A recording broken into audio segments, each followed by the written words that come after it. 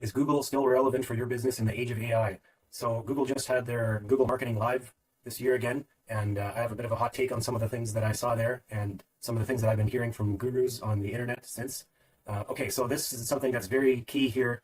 Here they talked about we don't rent our intelligence, so they have all these different layers of everything here, and Google owns everything. So they were kind of late to the AI race, but they've been doing stuff like that behind the scenes for ages already, like machine learning and those kinds of things before they were called AI. But anyway, yeah, Google owns everything. So this is something that's very relevant here. So Google and Apple have made a partnership just because Apple kind of dropped the ball on their Apple Intelligence that they wanted to use to build AI into everything in their whole ecosystem on their phones, computers, everything. So there's this huge partnership. Initially, Apple was going to partner with OpenAI, ChatGPT, and then they ended up making a partnership with Google using their Gemini AI. And that's very important because Apple was already in a multi-year partnership with Google on the search side of things to make it the default search engine. So this is very critical here as well, that they're partnering with them on the AI side of things as well. Here in this slide, you can see, so back in 2022, Google was investing $31 billion a year on AI related things. And if I skip forward here a bit, so they 6 times that investment. And now in 2026, that is $180 to $190 billion a year on AI related things and large language models, LLMs. So Google is definitely just ramping things up like crazy. And there's a lot of the gurus that keep saying, well, I haven't used Google search in ages. I've been using Perplexity or ChatGPT or Claude or all these other tools, and they're not using Google search anymore for things. So my opinion on that is they're actually applying false consensus bias here. So that's the one right here in the middle. Oops, I'll just zoom in again. So right here in the middle, just assuming that everybody is doing what you do. So what I see happening is that a lot of these gurus and tech enthusiasts and stuff like that, they're early adopters, they're innovators, they're on the bleeding edge of things. They're not like the typical the rest of society. So I had a shorter video clip where I just showed that the AI searches are still a fraction of what the Google searches are. So that's kind of what's happening, is that all of these late adopters to all of this AI stuff, and some people outright just hate it, so they don't even want to use the AI tools. But that's what's happening here, is that the large majority of people aren't on board with all the AI stuff, and they aren't changing all of their habits. They'll be slow to change their habits.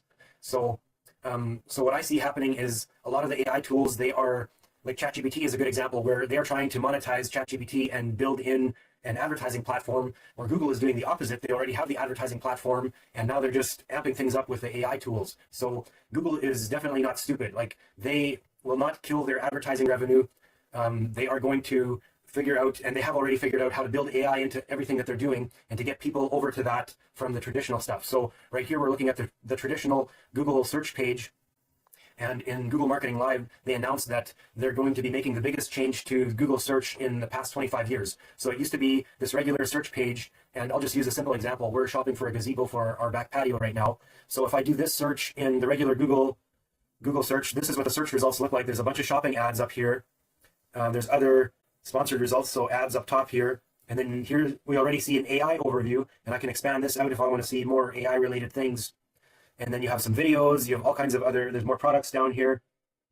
And you just see typical search results. So each of these is a separate website that you can go to and explore all the stuff about gazebos if I'm kind of shopping for a gazebo. So yeah, even here I noticed when I started hovering over here, I can see more, it'll expand out this way. But anyway, if I do that exact same search in AI mode, this is what happens, which is the best gazebo for our backyard patio. And then it depends on a bunch of things, if we want permanent, if we want year-round, budget-friendly, all these different things to consider. And then it starts recommending some of these as well. And then, yeah, there's some comparisons here. So this is different, but then like in all of the different AI tools, you just continue the conversation and you just keep going. And what Google is going to do is it's going to have some of their sponsored search results, some of their ads are going to be right in here. So it's showing a few of them on the right side here. So it's heavily favoring Backyard Discovery Canada, because I'm physically located in Canada right now. And that seems to be a reputable site for recommending different gazebos, different price points, different everything here. And then this is where I would just continue having that conversation with Google Gemini, which is powering it behind the scenes. And that's how they're going to transition things. So Google is not going to shoot themselves in the foot. So I think a large part of this is going to be recognizing, is this a commerce intent search? So for this one, absolutely. So if I'm Googling what's the best gazebo for our backyard patio, that's absolutely a commerce intent search where I have the intent to buy a product. So the same thing, if someone wants to buy services, it recognizes that, and it shows different search results based on, is this buying intent happening here? So then it's going to start showing ads. If there's no buying intent, then it just shows the AI overview, and here's the answer to your question that you were asking. So Google is going to be transitioning to AI mode as being the default, but again, they're not going to shoot themselves in the foot. They're not going to kill all their advertising revenue. So the different placements are going to look different. So if there's product ads and stuff, they're going to be kind of like blended into the AI mode with the conversations and things like that. So that's what's going to be happening over the next few years. And they're going to be shifting towards this being the default search results. And then it's going to transition away from the regular Google search results or even the Google search page. So right now when I go here, AI mode is kind of highlighted there, and then I can choose which one I want to switch to. So yeah, I disagree with the gurus that say that this is the end of Google and the AI stuff is going to kill it. Claude's going to take over, or ChatGPT is going to steal Google's lunch. The same thing happened a few years ago when Facebook started their advertising platform and LinkedIn is doing their ad platform, and everybody's like, oh yeah, this is the beginning of the end. Google can't figure out the social media aspect of it. And I would argue that YouTube is kind of Google's social media platform.